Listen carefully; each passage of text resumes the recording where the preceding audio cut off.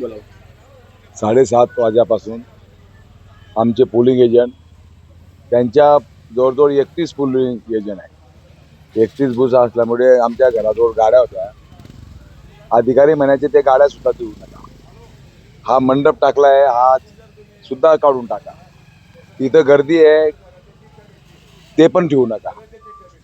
अधिकाऱ्यांचा आम्हाला मार्गदर्शन आम्हाला आवडलं, पण ज्या ठिकाणी त्यांना काही अधिकाऱ्यांना काहीतरी कुठलं प्रेशर असतं आणि त्या प्रेशरमुळे त्यांना ते काम करावं लागतं. पण त्यांना एक आम्हाला मी आव्हान देतो त्यांना, कसलं तुम्ही तर काय वाटलं ते लोकांना माहिती आहे. आम्ही तर घरच्या बाहेरून निघाले नाही. आम्ही आमचे उमेदवार हे अतिशय गरीब, सज्जन, निष्ठावंत, नीतिवंत असे आम्ही चारही उमेदवार दिले. कारण यांना आम्ही फक्त लोकांसमोर जाऊन आम्ही लोकांच्या पाय पडले. 2-2 वेळा आम्ही नमस्कार केला. यांचे उमेदवार जाताना ताट चालायचं, कोणाची ओळखायचं नाही. त्यांना लोकांना अनुभव आहे. त्या अनुभवाच्या नंतर त्यांना जनतेचा कौल मान्य करत नाही. त्याच्यामुळे आमच्या घरावर आता नागरिक साजन आहे का नाही. मी बाहेर होतो. मी बाहेर पोलिंग म्हणजे माझे इथं सहकारी बसले होते.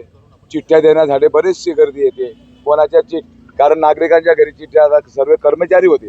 कारण ते चिठ्ठी कुठे ठेवून दिले तर त्यांना त्या इलेक्शनच्या दिवशी मिळत नाही.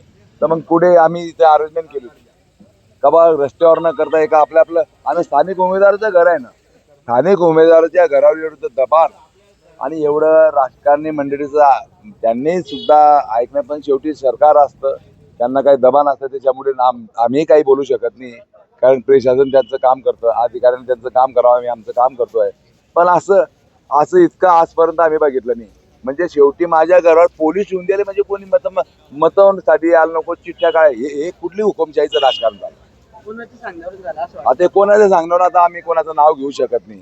सर्व लोकांना माहिती आहे इथं कोण बसणार होते इथं आणि कोण सांगत होतं का बा आम्ही इथं 4 दिवस मुक्काम करू.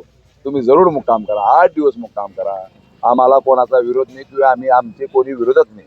आम्ही लोकांच्या समोर जातो, आम्ही लोकांचे कामं करतो. ते काम करण्याचा जो निर्णय होतो आम्ही मान्य करून घेऊ. पण आम्ही पैसा वगैरे आम्ही कुठलाही काही लोकांना आम्हीच दाखवत नाही. कोण आम्हीच दाखवत आहे लोकांना माहिती आहे, लोकांना समजलेलं आहे. कोण काय करताय काय नाही, कशा पद्धतीनं वागताय ते लोकांना सज्ञ आहे. आणि सज्ञ लोकांना जो निर्णय दिला, माझ्या घराला आजपासून 30 वर्षापासून मी माझी लोकांची सेवा करतोय आणि या कुटुंबावर अतिशय प्रेमानं लोकांनी आशीर्वाद दिलाय. आता लोकांनी जर आशीर्वाद दिला तो आपल्याला सगळ्यांना मान्य करावा लागतो. आणि ते लोक आशीर्वाद देण्यासाठी लोकांचा आशीर्वाद तोडण्याचे प्रयत्न केले.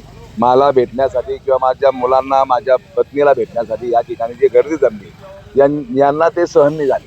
त्यांना असं कुठेतरी वाटतं का बा आपण खूप म्हणजे पद्धतीनं आपण चुकतोय, हे त्यांनी मान्य केलं पाहिजे.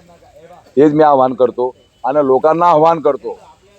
तर दूधचं दूध पाणी का पाणी तुम्ही आता तुमच्या हातात आहे. कशा पद्धतीने अशा कुटुंबावर जर अन्याय झाला तर लोकशाही टिकणार नाही. आम्हाला दबाण बी आलं, मला बी दबाण आलं माघार घेऊन टाका. पण हा जनतेसाठी आम्ही जर आज माघार घेतली असती तर आमचा सुद्धा म्हणजे बा या जनतेनं आमच्यावरचा विश्वास. पोलीस फोर्स या ठिकाणी होता असं सांगितलं आहे आणि तुम्ही घराबाहेर पडू नये असं काहीतरी सांगितलं होतं. बिलकुल. त्याच्याबद्दल सांगा. तर आम्हाला पोलीस ते काय झालं नेमकं? ते इथे पोलीस आले, आम्हाला क्लिअरली त्यांनी सांगितलं की तुम्ही घरात बसून राहा. हे तर म्हणजे काय, आम्ही घरात कसं काय बसून राहू? आम्ही मतदान द्यायला जाऊ शकत नव्हतो, आम्हाला फिरू देत नव्हते. ही कोणती पद्धत आहे? म्हणजे तुम्ही आमचा आता मताचा अधिकार पण घेणार का? अरे लोकशाही मार्गाने लढा ना. बघा, लोक तुम्हाला निवडून देतील, काही विषय नाही, आम्ही मोठ्या मनाने ऍक्सेप्ट करतो. लोकशाही मार्गाने लढा ना. पण असे येणं विचार वेगळ्या पद्धतीने, कधी आम्हाला धमकवायचं, कधी मुलं पाठवायचे, कधी पैसा वाटप करायचा, कधी अफवा पसरवायच्या, कधी प्रशासनाने दबाव आणायचा, हे चुकीचं. आणि फॅमिलीला कशाला याच्यात इन्व्हॉल्व्ह करता? आमची काय चुकी आहे? ठीक आहे, माझा भाऊ लढतोय तो तुम्ही लढा ना लोकशाही मार्गाने. माझी काय चुकी आहे त्याच्यात? त्या लेडीजची काय चुकी आहे? लहान मुलांना त्यांची काय चुकी आहे? हे की नाही? किती वेळ होते नेमकं पोलीस? 1.5 ते 2 तास इथे पोलीस होते आणि आम्हाला बिलकुल मेंटली त्यांनी प्रेशर केलंय. आणि हे जे आहे ना, आम्ही लोकशाही मार्गाने लढत राहू. आणि अजून आम्हाला बसवून ठेवलं. पण पोलीस आणि इथे अजून पण बसवून ठेवले. म्हणजे काय, हे भारतात संविधान उरले की नाही, लोकशाही आहे की नाही, कुठे चाललोय आपण एक देश म्हणून? हे सुजाण नागरिकांनी जळगावच्या याच्यावर विचार करायला पाहिजे आणि मतदान करताना पण विचार करा की यांची जी जुलुमशाही आहे आमच्या विरोधकांची, तर याच्यावर तुम्ही विचार करा. आज आम्ही आहे, आज उद्या तुमच्या फॅमिलीवर हे करतील, है की नाही? तर फॅमिलीला प्रेशर करू नका, लोकशाही मार्गाने लढा. जाणून बुजून बिलकुल त्रास देत आहे. पूर्ण पिंपराडकर, पूर्ण जळगाव बघते त्या जाणून बुजून त्रास देत आहे. पण आम्ही पण कसं आहे, आम्ही संविधानिक मार्गाने लढतोय. छत्रपती शिवाजी महाराजांना मानणारे लोक आहेत, सगळ्या महापुरुषांना मानणारे आम्ही लोक आहेत. आम्ही लोकशाही मार्गानेच यांना विरोध करू. आम्ही कोणावर हात उचलणार नाही, कोणाला शिवी देणार नाही. आम्ही संयमानेच लोकशाही मार्गानेच यांचा विरोध करू. आणि पिंपराळ्याची जनता, जळगावची जनता खूप हुशार आहे. यांना सगळं कळून चुकलंय. आणि आमचे जे विरोधक आहेत, तसं मी राजकारणात भाग घेत नाही, पण आमचे जे विरोधक आहे, आता मला बोलावं लागतंय, त्यांची पायाखालची जमीन घसरली आहे. तर मग आता वेगवेगळ्या माध्यमातून यांची बदनामी करा, पोलिस पाठवा, कुठेतरी मतांचं परिवर्तन करा. तर पण आम्ही आवाहन करतो की लोक, तुम्ही जागरूक नागरिक आहात पिंपराळा आणि जळगावचे, यांना तुमच्या मतदानाच्या माध्यमातून.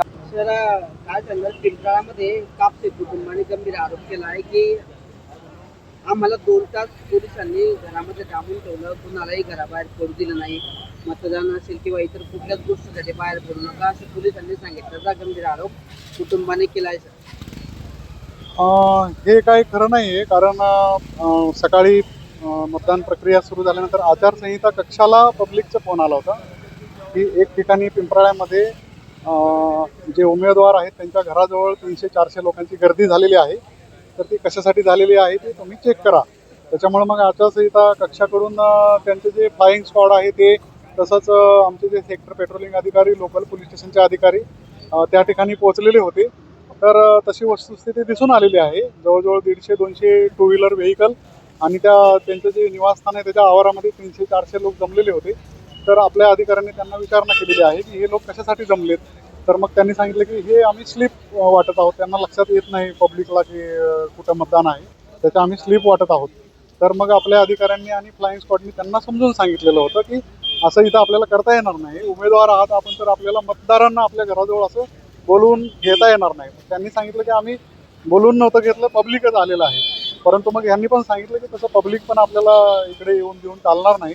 तुम्ही त्यांना सांगा की तुम्हाला मतदान केंद्राच्या बाहेर सगळ्या सुविधा उपलब्ध आहेत आणि तिथे तुम्ही ते स्लिप वगैरे घेऊ शकता.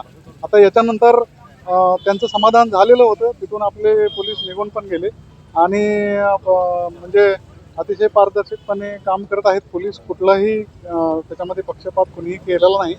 आता हे आरोप कुणी आणि का करत आहे माहीत नाही, परंतु संबंधित जे आहेत उमेदवार त्यांचंसुद्धा समाधान झालेलं होतं आपण त्यांना जेव्हा समजून सांगितलं तेव्हा. परंतु नंतर कुणी असे आरोप केलेले आम्हाला काय माहीत नाही.